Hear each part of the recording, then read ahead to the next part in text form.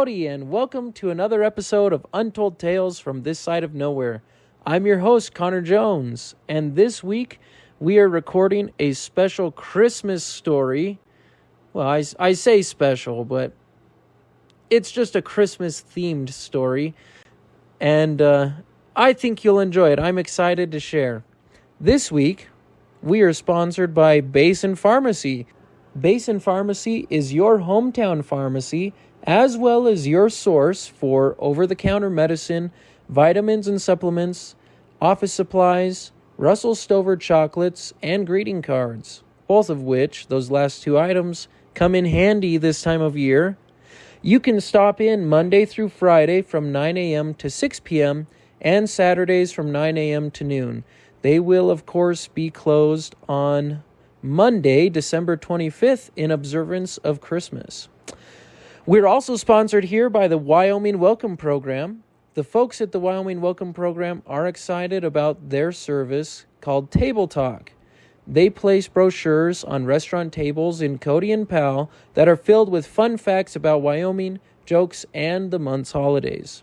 In addition to this information, they include advertisements from local businesses. So if you're interested in being included in a brochure and getting your business name out there, please send them an email. Their service is affordable and effective. You can contact them at HaleyJ, that's HALEYJ, at wyomingwelcome.com. And now, the Christmas podcast. It is Christmas time here in the Bighorn Basin, and school has been let out for the holiday. The kids are super excited. My little boys can't wait. There's some presents under the tree, and, my oldest, Ruben, is 4 this year, so he really knows what's going on, and he just cannot wait. We are excited, too, because all of the family, most of us, are going to be able to meet back in Poverty Flats and celebrate Christmas together. Shout out to my sister Stevie.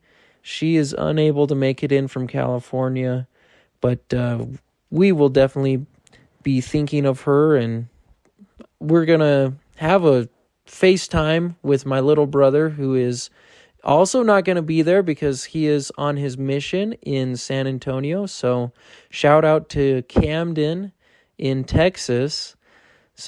But aside from those two, the whole gang is going to be back together for Christmas, and it's sure to be wild. It'll be a lot of fun. So I love Christmas time. It's one of the wonderful times of year when people seem to be trying extra hard to be kind to each other. And, we just remember our Savior Jesus Christ, and we're so thankful for his birth and the blessing that is in our lives. So this week, I am excited to share, as I mentioned before, a Christmas story, the title of which is Up on the Rooftop. So, here goes. When Thomas Edison unveiled the world's first practical incandescent light bulb on New Year's Eve in 1879, he and most of the other people on site probably envisioned the amazing potential of electric light, and some of them may have even realized it could do something other than make a few men fabulously wealthy. The modern miracle of electric bulbs went a long way toward ending night and bringing light to the masses, but even Edison, the so-called wizard of Menlo Park, could not have foreseen the less favorable consequences of his invention. Endless misery and everlasting torment have been inflicted on husbands everywhere by the most insidious descendant of his first light bulb. I refer, of course, to perhaps the most sinister invention of the 20th century: Christmas lights. Now, don't get me wrong, I am no Scrooge. In fact, I am far from it. I love Christmas and Christmas lights. Each light is a reminder of the light of the world, and Christmas lights can serve as a wonderful symbol of the reason for the season, drawing our thoughts to Jesus Christ. There is, however, an important distinction between looking at Christmas lights and actually putting them up. The difference between enjoying Christmas lights and stringing them up is like the difference between enjoying a masterpiece in the Louvre. In the Louvre? How do you pronounce that place? We'll go with Louvre.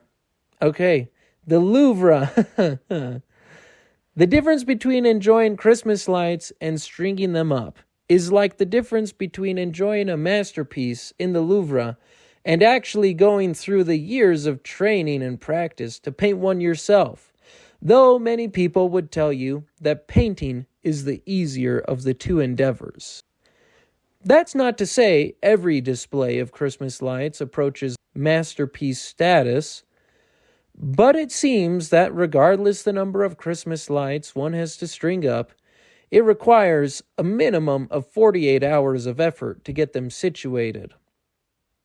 I once heard of a guy whose wife asked him to put a string of 100 lights around their front door, and she didn't hear from him again until she got a call from a payphone outside Albuquerque a week later.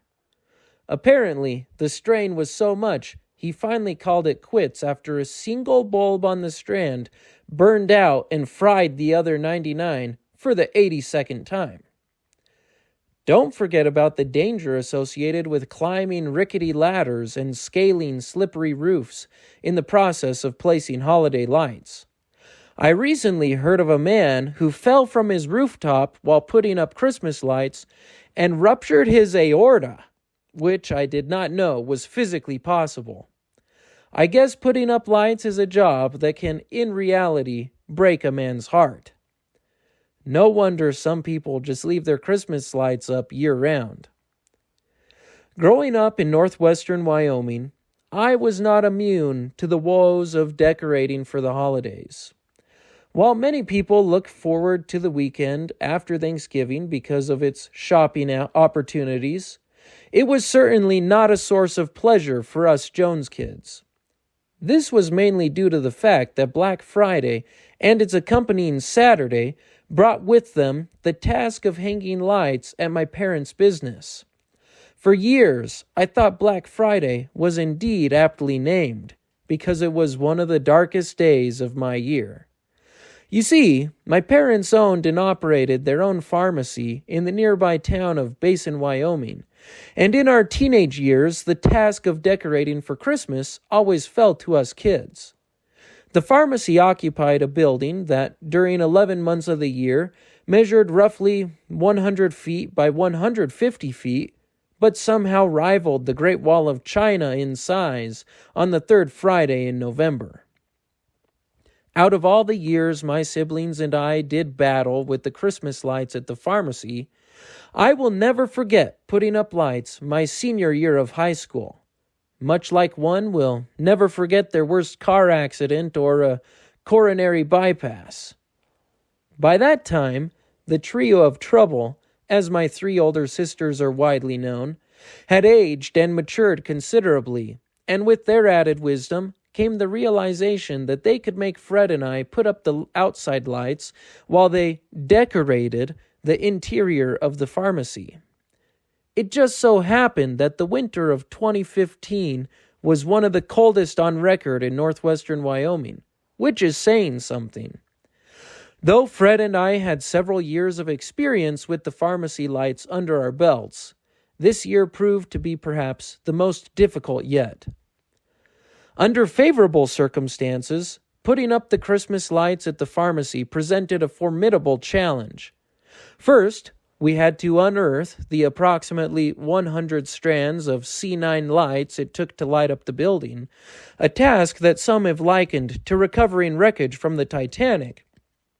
Though every time I hinted at the similarity between the two tasks, my mother hinted at the possibility I might be hanging the lights on my own until I came of legal age and left home.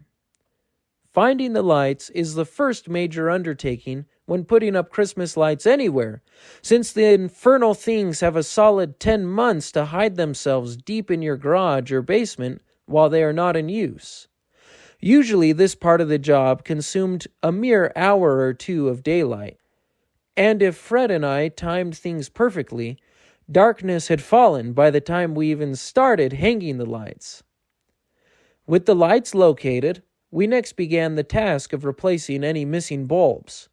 This was one of the few stages of the process the trio of trouble could be prevailed upon to help with, so it didn't take more than another hour to piece together an entire strand of working lights. My parents had an odd obsession with alternating the color of light bulbs on the strand, and this only made matters worse. Some would suggest that a kindergartner could follow the pattern of red, white, red, white, red, white that my mother demanded, but it's remarkable how easy it is to get off somewhere, especially when connecting two strands.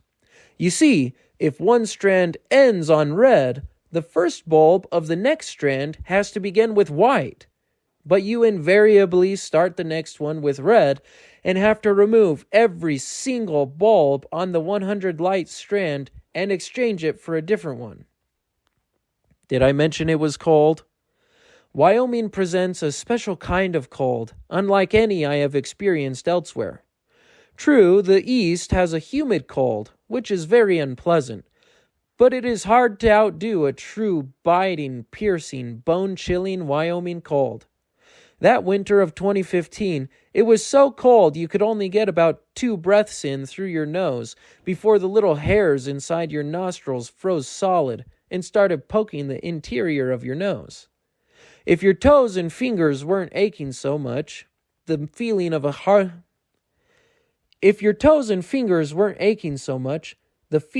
hundred razor-sharp nose hairs may have caused considerable pain, but they tended to provide a pleasant diversion from the other agonies inflicted by freezing to death. Fred and I were bundled up like a couple of Jamaican bobsledders when we finally ventured out into the cold to string up the first set of lights. With fingers so stiff with cold they felt like Oscar Mayer wieners, we extended the ladder some 15 feet up to the roof of the pharmacy. The building's one redeeming quality, when it came to hanging Christmas lights, was the fact that the roof was relatively flat, so you at least didn't have to worry too much about sliding off it. The downside to the flat roof was that it did an excellent job of collecting snow and ice, and you were guaranteed to spend the entirety of your light hanging experience kneeling in it. On truly cold years, this didn't make that big of a difference, but on warmer years, when the sun melted the snow a bit during the day, it wasn't uncommon to find yourself sticking to the roof if you knelt too long as things started to freeze again in the afternoon.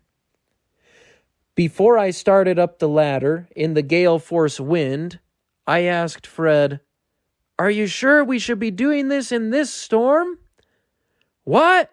he shouted back. Apparently my voice never managed to reach him. I shook my head in resignation and started up the ladder. As the wind howled around me like some wounded animal, the bulbs on the single strand of lights I had looped over my shoulder clacked together like a string of knuckle bones.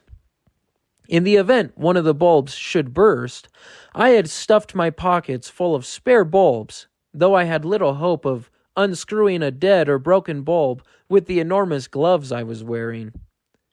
When I was nearly halfway up the ladder, I felt the jarring of Fred's steps as he came up behind me. At the top, I threw a knee onto the roof and crawled through a foot of snow to a place where I could stand. I immediately regretted the decision, as the wind nearly made me lose my balance. I finally settled on a squatting crouch, which exposed less of my torso to the wind. Fred clambered up behind me with another strand of lights and an extension cord he had plugged into an outlet below. Then we began the tedious work of hanging the lights. On 3 sides of the building, the wall extended up past the roof, which meant you could lean on it while hanging the lights on the wall of the building. This lip of wall gave at least the impression of security, But on the south side of the business, the roof met the wall at a right angle, and the only way to hang the lights was to hook the little plastic clips that were attached to each bulb on the rain gutters. If you have had the miserable experience of hanging C9 Christmas lights, then you are doubtless familiar with these clips. They were designed by some mad scientist bent on inflicting as much misery as possible on the human race, not unlike the inventor of parallel parking. No matter how careful you are with the clips, they break as easily as the concentration of a 3-year-old with ADHD. I could tell every time Fred broke a clip, because he would vigorously identify each one by its scientific name, which sounds an awful lot like, "You piece of crap." By gently forcing each clip onto the lip of the gutter, I managed to break only a little more than half of them. Each time one of the clips would snap, I found myself speculating loudly on the origin of the clip in question. If a customer from the pharmacy had happened to hear me over the screeching wind as they left the business, they may have heard a strangled voice shouting, "Son of a left-handed forklift driver!" or something like that. There may have been other phrases running through my mind, but most of them would have gotten me into trouble with my mother. As we went along, Fred and I had to pull the strand tight so the lights wouldn't droop, which only added pressure to the next clip and increased its chances of snapping. The whole thing was a vicious cycle, but we managed to do it. By the time we had the lights on the south wall done, I'm sure most of the Black Friday shoppers in Chicago had already trampled a few innocent Walmart employees and gone home. Night had fallen in earnest, and the Christmas lights on the front of businesses across the street twinkled dimly in the blizzard. Fred and I cursed our luck at being the sons of the owner of the only corner business on the street. If only the pharmacy had one storefront to decorate instead of 3 walls. By the time we started on the second of the 3 walls we were lighting, I was starting to think 1/3 was a pretty good batting average and might just satisfy my parents, but Fred quickly banished the thought from my mind. "Decorate only one of the walls?" Fred yelled. "Are you crazy? Mom and Dad would never go for that." I sighed, or at least tried to. A particularly icy blast of wind had just taken my breath away, and it was with chattering teeth we started hanging lights on the east wall. On the bright side, since the wall extended up past the roof, we could now lean against it while we worked, a fact I mentioned previously. On the other hand, leaning over the wall meant the wind had full access to the neck of your coat, and it took every advantage to send a blast of cold air and snow down your back. Back when we first started hanging lights, Dad had devised a method for suspending them from the wall at the same elevation as the lights on the back of the building. This method consisted of hanging the lights from 3-foot lengths of wire that were bent so as to hook onto the wall and hang the lights from the building at any level but the one you wanted. It really was a pretty effective system, and we started moving a lot faster now that we weren't messing around with those little plastic clips. After hanging an entire strand, I plugged in a new one and began walking backward toward the front of the building, unrolling the lights as I did so. Fred continued sliding lights into the little hook on the end of the wires and lowering them down off the building. Soon he was lost from sight, and all I could see was the swirling snow and the wall of the building on my left. Maybe it was the cold, or maybe it was my focus on finishing our task without losing an extremity to frostbite. But whatever the reason, I was totally oblivious of the disaster that was waiting to happen. I had just about reached the end of the strand when I took a step backward and my right heel encountered the wall at the edge of the building. I was leaning back a bit to put tension on the strand of lights in my arms, and I immediately found myself in the undesirable position of a man falling backwards off a 12-foot building. My breath caught in my throat as I realized what was happening. I yanked madly on the Christmas lights, and in the distance I heard Fred's shout of, "What the?" as the strand came unplugged with a jerk. I continued to teeter on the edge of the roof like a tightrope walker, trying madly to regain my balance. The lights dropped from my grasp. I windmilled my arms like a madman, and just when I thought I was going to regain my balance, gravity yanked me backwards. My life flashed before my eyes. At age 17, that took mere nanoseconds, which was probably a good thing, because I had other pressing worries to deal with. As I fell, my left heel swung back to join my right heel in its spot against the wall, and that foot or so of bricks is almost certainly what saved my life. My legs crumpled under me, and rather than tumbling headfirst backwards off the roof, I sat heavily on the wall, where I immediately breathed out one of the most sincere prayers of gratitude to ever escape my lips. The immediate realization I was not going to spend the rest of my life as a human vegetable constituted perhaps the greatest relief I have ever experienced. I laughed in disbelief and gripped the wall with both hands before spinning around, chest heaving, to look down at the pavement 12 feet below. "What the heck are you doing?" Fred bellowed from behind me. "You yanked the lights right out of my hands." I continued laughing like a maniac, and Fred raised his fists, doubtless ready to fight me if I turned dangerous. It wouldn't be the first time Christmas lights claimed a man's sanity. "I nearly fell off the roof," I shouted. "And you're laughing about it?" Fred asked in disbelief. "At least you wouldn't have had to hang up these infernal lights," he added. "I just can't believe I'm alive," I gushed. "Yeah, well, your guardian angel must be working overtime, I guess," Fred said. "Now come on, we need to get this done. I'm freezing my face off." Still shaking, and now not nearly as cold, I scooped the lights back up off the ground, and Fred and I slung the last of them over the east wall, then turned to the final side of the building. After my brush with death, the onset of hypothermia was a mere distraction.